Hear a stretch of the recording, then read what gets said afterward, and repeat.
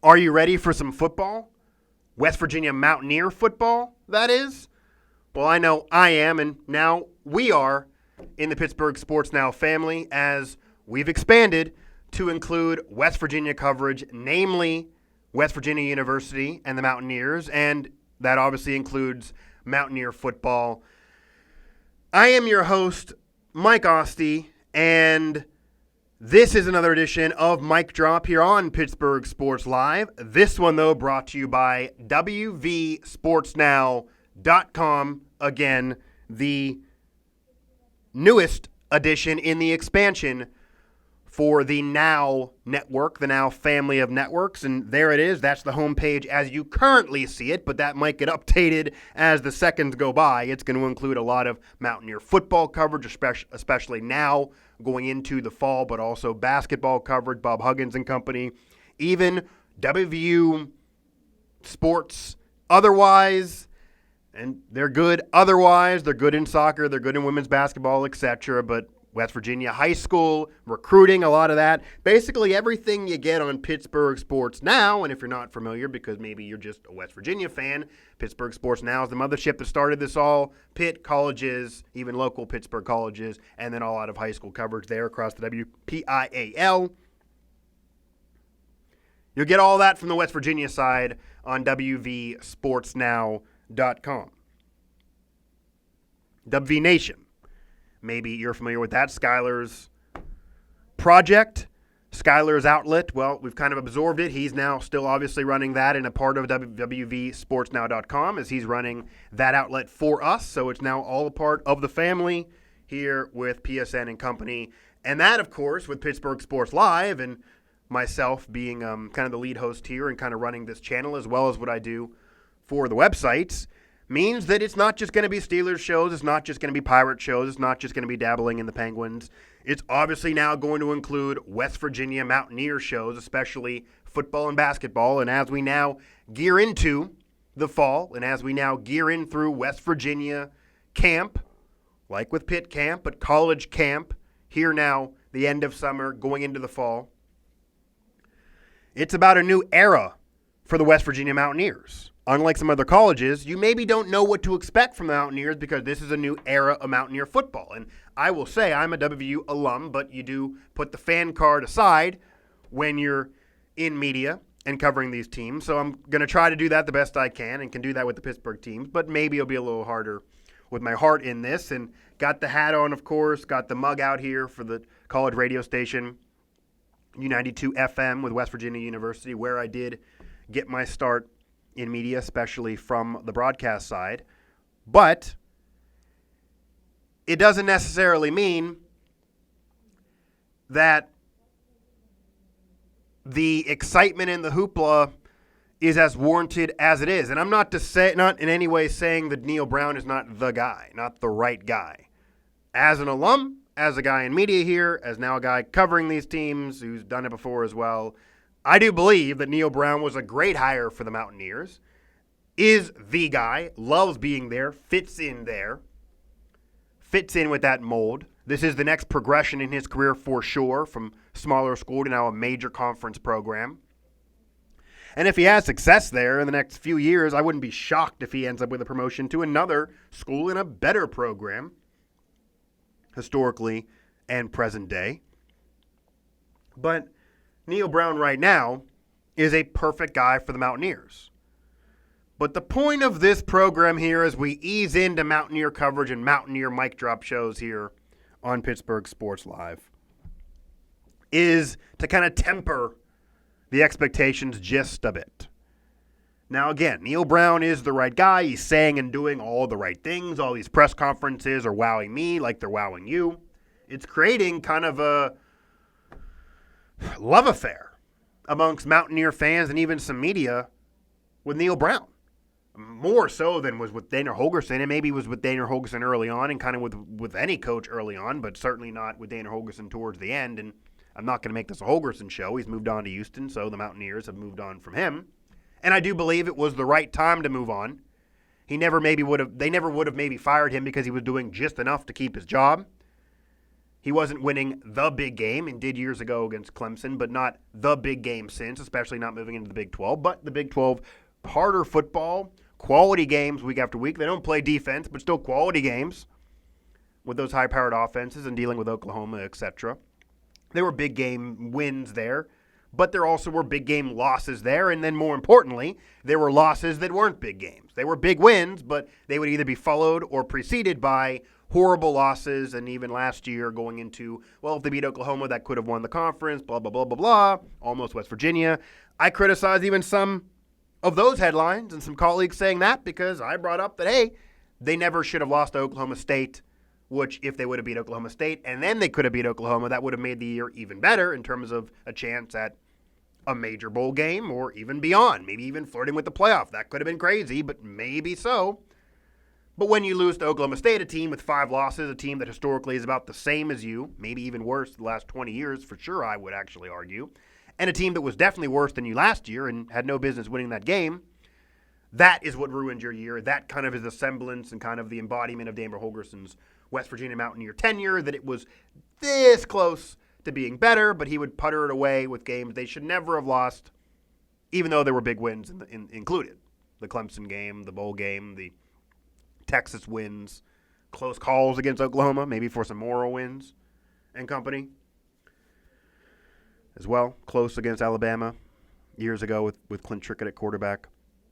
But that's now all in the past, and it is the Neal Brown era. But Neal Brown, despite saying and doing all the right things and having success where he came from at Troy, and maybe above expectations there because of what that program is,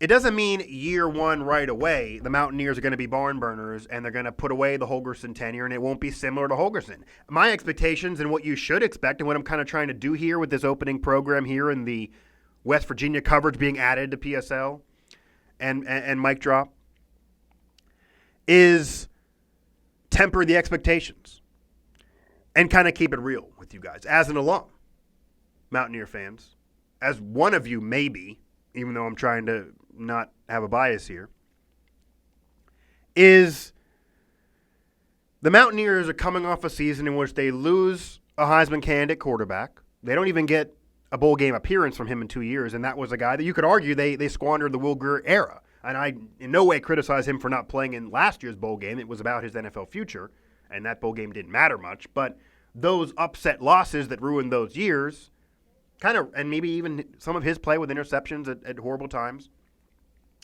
ruined his chances at really being more than what he was in terms of college career, in terms of actually getting to New York, at least for a Heisman candidacy invite, with all the hype and promotion that happened last offseason by a good friend of mine and fellow U92 alum, Inshon Mariner. And those videos were something, at least from a quality standpoint, but it didn't lead to what it could have been because the team didn't get it done. And no bowl wins, no bowl appearances from him in his Mountaineer career. So as great as it was to have him transfer there and rejuvenate his career in college and get to the pros and end up being drafted by the Carolina Panthers. And with Cam Newton being hurt and kind of dipping the last few years, and I've called him overrated and got some heat for that, but maybe there's a future for Will Grier there, if not somewhere else in the NFL. But I think he has a chance for sure to have NFL success, and that'll be a part of what we do on WVSportsNow.com, the newest site of the Pittsburgh Sports Now family, where there is coverage of WVU pros, which Javon Carter and also Will Grier, namely, do at the next level. So go there for that, as well as the current coverage of the Mountaineers and high school-wise in West Virginia. But that was squandered. But Will Grier is gone. Not even just Will Grier, though. I mean, they lost a lot from that team last year, and while the schedule's maybe not as difficult as it could be in years to come, because that out-of-conference schedule gets difficult, and you're going to see Virginia Tech and Penn State on that schedule in the not-too-distant future. And there's a whole write-up there on WV Sports Now, which I think is awesome, actually. I don't know if I actually did link it here. No, I did. Here it is. from Skyler, the guy running WV Sports Now. Are the Mountaineers scheduling too tough? And him and I actually agreed back and forth with this on Twitter in terms of, yeah, I believe they kind of are. Because in the day of UCF, in the day of this current college football playoff style, if you're in, now UCF's not in a quality conference, and I could just tag them and their fans go, well, the engagement of this would be crazy because their fans have kind of made me the poster boy for hating UCF, but I'm just keeping it real again. UCF's not in a quality conference, so the fact they don't have any quality out-of-conference games, and they only have one top 25 game, Memphis, which is a conference game, and there's not much in the in-conference schedule that they would need to schedule out-of-conference games to have, in my opinion, a legitimate chance at the playoff, and that's why they haven't been in the playoffs, because the schedule is just not simply good enough, and if West Virginia or those kind of middle-of-the-road major conference teams played that schedule, they probably would win out and then have the same argument UCF's been having. But if you are in a legitimate conference like the Big 12, you don't need to crush it with out-of-conference games, and you don't need to go too crazy out-of-conference-wise because most likely that could be a loss. You're taking a big risk there, and you don't want to add too many losses to that schedule when your in-conference schedule is already tough enough. So I agree with Skyler's take there. We're on the same page. Scheduling for the Mountaineers is cool for them to bring those rivalries back. It's cool for those games, but they kind of are scheduling it too tough for years to come. But that's not really happening for this year. NC State is being that, I guess, kind of staple out-of-conference game. And the only interesting thing about that is they didn't actually get to play NC State last year because of the hurricane and that issue. So that game that could have been, that maybe would have beefed up their schedule, maybe not. NC State wasn't that great, but it was a name school. Didn't happen. But who knows? They could lose that game. Most otherwise, though, it's an in-conference schedule. I mean, James Madison kicking it off, and then you're looking at, the Texases, the Iowa States, the Oklahomas, the Baylors, the Texas Techs, the Kansas State, Oklahoma States, the TCUs. That's the in-conference Big 12 schedule, and then the conference championship game if they can make it there. They got this close last year. But the reason why I got to temper these expectations, they not only lose Will Grier. So the quarterback position is younger, obviously. I mean, Will Grier was that guy who was a grad student. He was older for a college student. He had a family and kids already. His brothers were arguably more successful for their social media fame. He, as Holgorsen has said, he was a pro play in the college game. That was a guy that you could feel comfort in to lead you to the promised land. That's why some did predict the Mountaineers to do something last year. That's why they got close to it. That's why their defense let them down. That's why Holgorsen maybe should get criticized for last season because it didn't end up being more than it was. And that's why not having a bowl appearance with him playing, and that's why not having a bowl victory with him as your quarterback those last 2 years kind of sucks for the Will Grier for the Mountaineers. But he's gone. So now you have a quarterback situation that's in flux. It's younger. I mean, there's conversation of transfers and different things coming, and Neal Brown is that guy that maybe holds some swag, not maybe as much personality as Dana Holgorsen. He doesn't have the messed up hair and look like your drunk uncle who maybe the girls and maybe, like secretly have crushes on. I know some girls that did. Or maybe you want to have a beer with Dana Holgorsen. That was kind of the allure there, even from opposing fans. I'd buy that guy a beer. I want to have a beer with him. And the stories that I've been told by people either in West Virginia media or a part of that program that are really, really in the know there, that should be a 30 for 30 or maybe part of the Godfather series with Holgorsen. It's something else. You're not going to probably get that from Neal Brown, and maybe that's a good thing. But he still could impress a recruit in terms of his resume, in terms of what he's saying, in terms of what he could bring, in terms of especially for that area. And that could even be part of the WPIL and kids here. But he's losing. He doesn't have the staple veteran, elder statesman quarterback that you can have comfort in like Holgorsen did the last couple of years with Will Grier. He doesn't have a premier wide receiver that Will Grier had. That is lost as well. So the offense is kind of in flux. He's moving things around on the offensive line. There it is. Also, you can find that coverage at WVSportsNow.com. Moving around all conference players in terms of where they're playing in the offensive line, in terms of right or left side, kind of shaking things up there. And the offensive line, I can't say it's been bad, but maybe Will Grier kind of made it worse because of the way he played. Maybe you can put that on him, but he's changing things up. so there's not as much continuity. The offensive weapons aren't as prevalent, as well as having question marks at quarterback, at least younger, and things that remain to be seen. And we saw a brief appearance in the bowl game. But how much confidence do you have there in him being the next guy?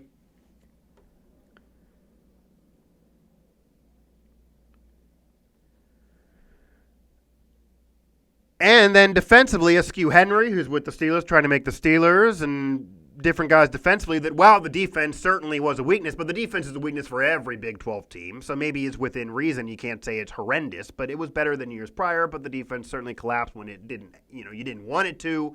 It's a quintessential Big 12 defense now, a bend and you hope don't break, but maybe bends too much style defense, especially in the secondary. But losing a guy like Askew Henry, who was that veteran, who was leader of the defense, who could really help the secondary, I mean, his work ethic and from the WPIL as well, is helping him maybe have a chance with the Steelers. That guy just you want to have around a program like West Virginia. And that's now gone.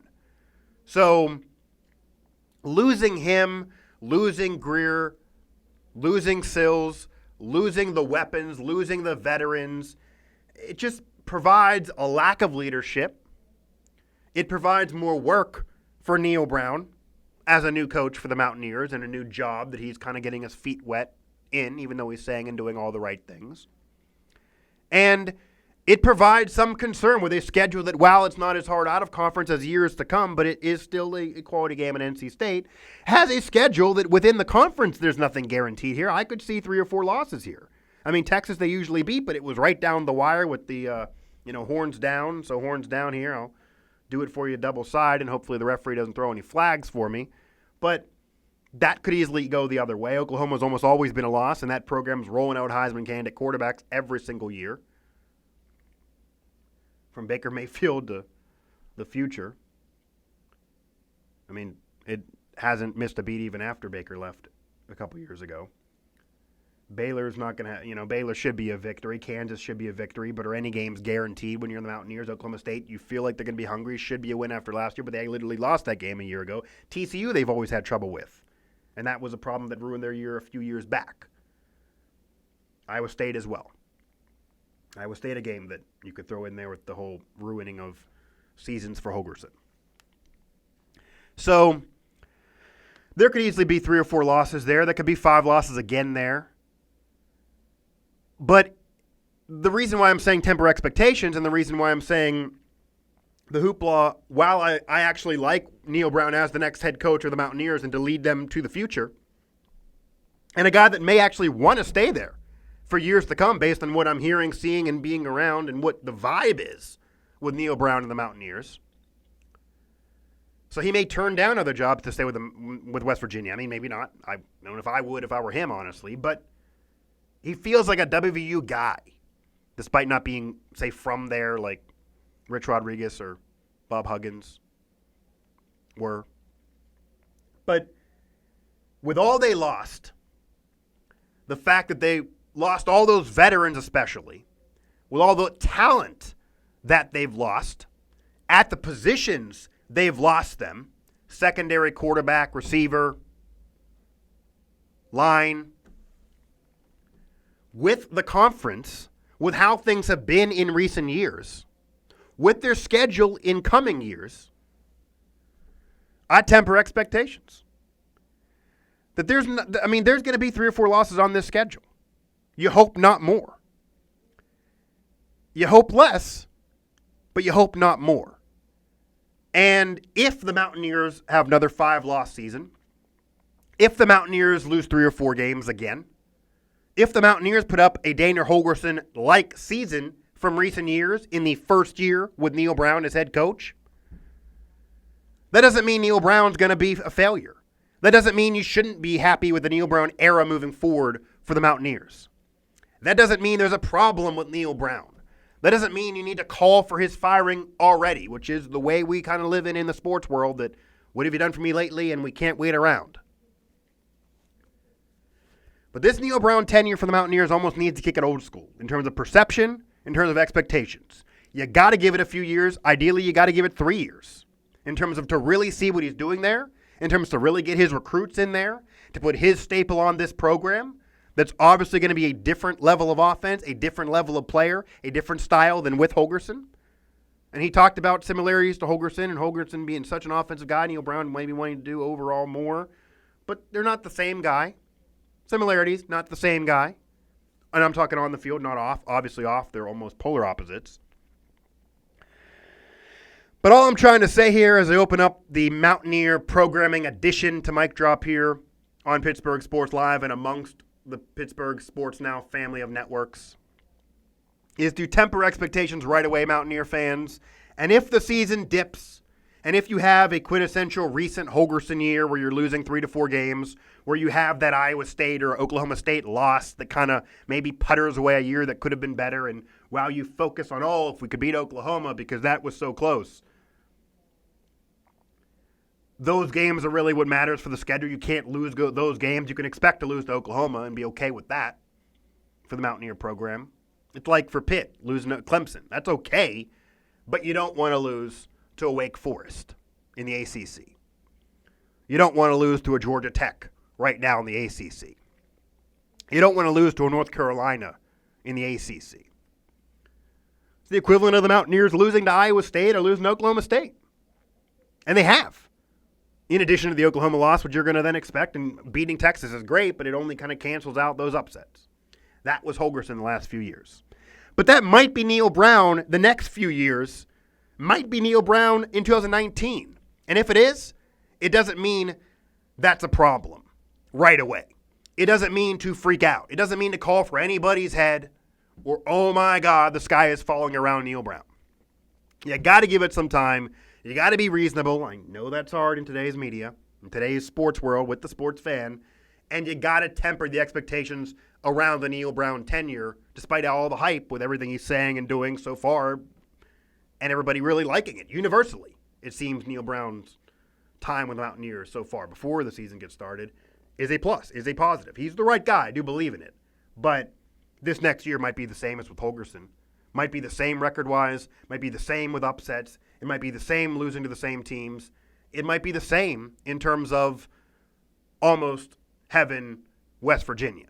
So just temper the expectations, but I will give you a stamp of approval so far for Neal Brown with the Mountaineers. But what happens this next year is not going to really be indicative of his tenure. You got to wait 2 or 3 years, ideally 3. I know that's tough.